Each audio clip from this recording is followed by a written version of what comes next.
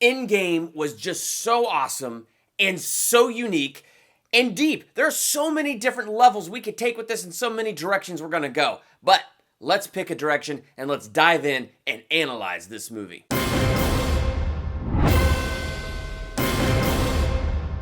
Welcome to Durbania. I'm Durbin, and this is my theological analysis for Avengers Endgame. Now, this analysis will be full of spoilers because I don't know how to do this any other way. If you're not ready for spoilers, put this in your watch later category. Come back to it after you've seen the movie because this movie is deep, man, and it is so worth talking about. So let's dive in.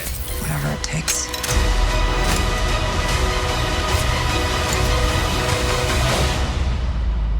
Whatever it takes.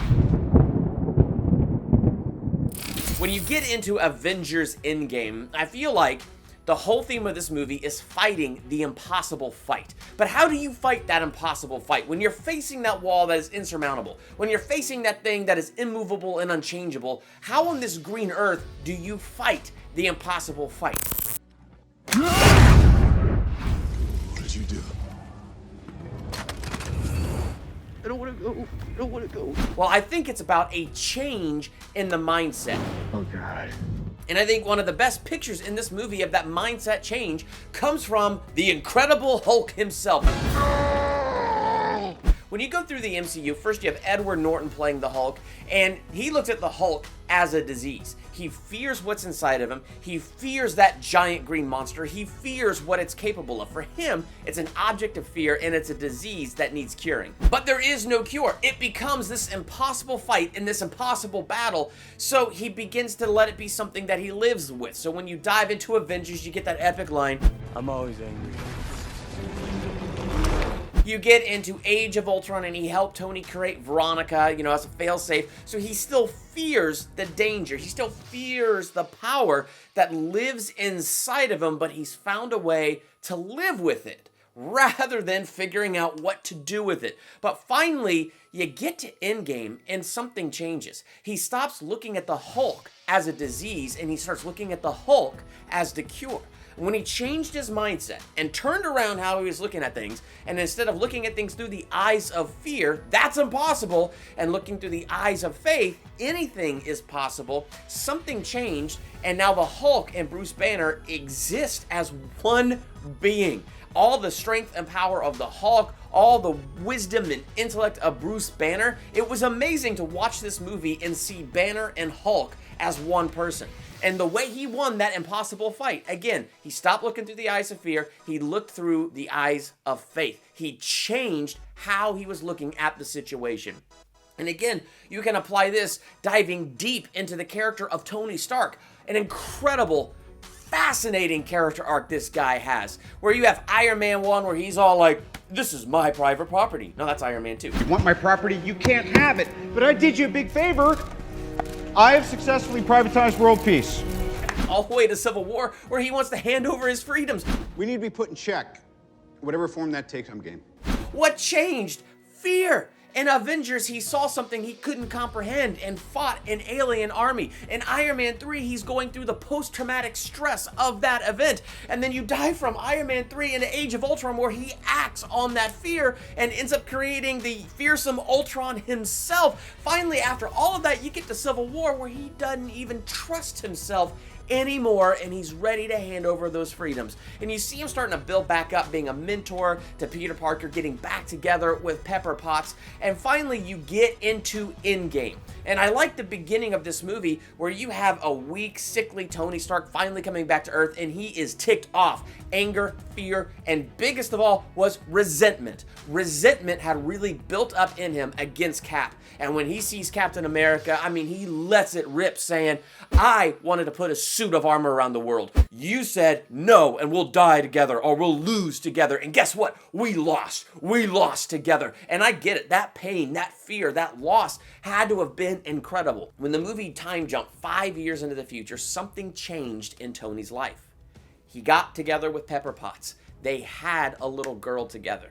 And that type of perfect love in his life began to chase out fear. It began a work in him that began to undo that resentment. It began to change the way he was looking at things. And so now there's this impossible fight. How do you undo half of the universe being gone and dusted? How do you undo that? I don't think you can, especially when they all go to where Thanos is sitting on that garden planet. They cut off his head. Well, not they. Thor cuts off his head because he already destroyed all of the Infinity Stones. It's impossible. You cannot fight this fight. You cannot gain back what has been lost. It has utterly been dusted until a change of mind comes. Ant-Man gets out of the quantum realm and reveals this knowledge that if we can figure out how to navigate the quantum realm and navigate those time vortexes, we can pop out at a different time. We can collect the stones. We can change things. But Tony is still a little bit in the mindset of fear. And it's interesting because it is a bit of the mindset of fear, but at the same time, it's very justified. Because look at where Tony's at. He's got the love of his life, Pepper Potts, and the love of his life, a little daughter. I mean, in the midst of tragedy, in the midst of pain, this man has found the brightest light.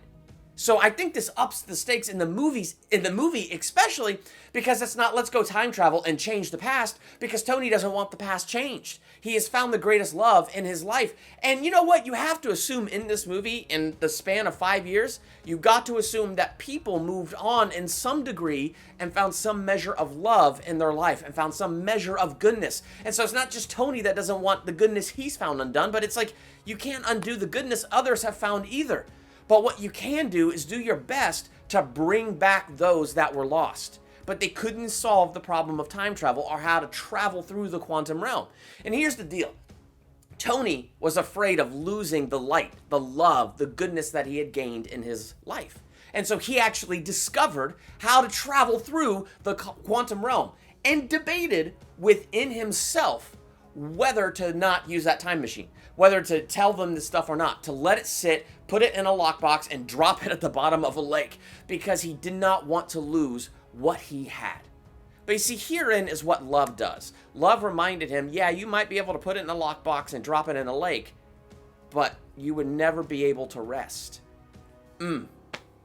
Such a powerful line and such a foreshadowing line. That's what love did. Love changed his mindset. So instead of this time acting on fear the way he did when he created Ultron, this time he acted on faith. This time he acted on love.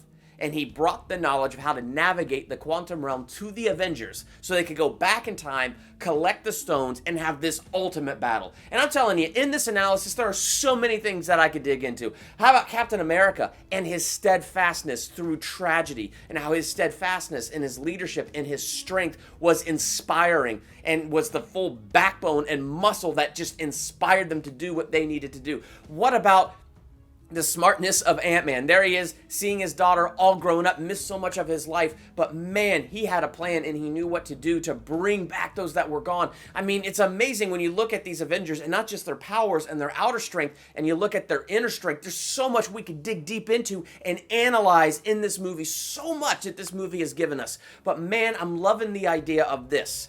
We have these impossible fights that we fight in life, but half the time they're only impossible because that's how our minds see them. Half the time they're impossible because we keep acting out of fear. We keep acting out of a fear of loss. We keep acting in that way rather than looking at what's in front of us with the eyes of faith. Jesus said, when you stand praying, whatever you ask for in my name, believe you've already received it and you will have it. He said, speak to your mountains and they will be removed and cast into the sea.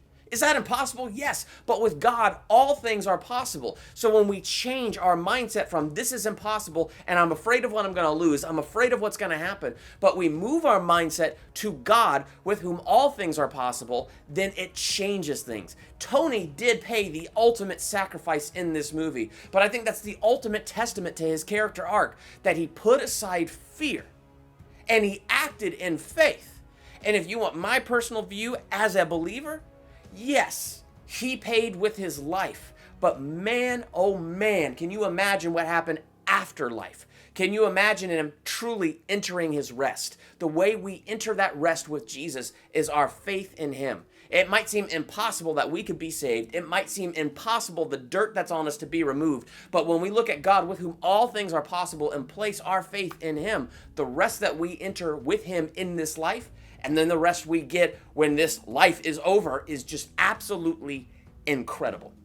So when you watch Avengers Endgame, what do you see in this movie? Let's talk about that in the comments. And while you're there, hit the subscribe button to become a Durbanian. Hit the bell by the subscribe button so you're notified for my next theological analysis, movie review, ranking video, or anything else I do here. I'm Durbin. Thanks for checking out Durbania.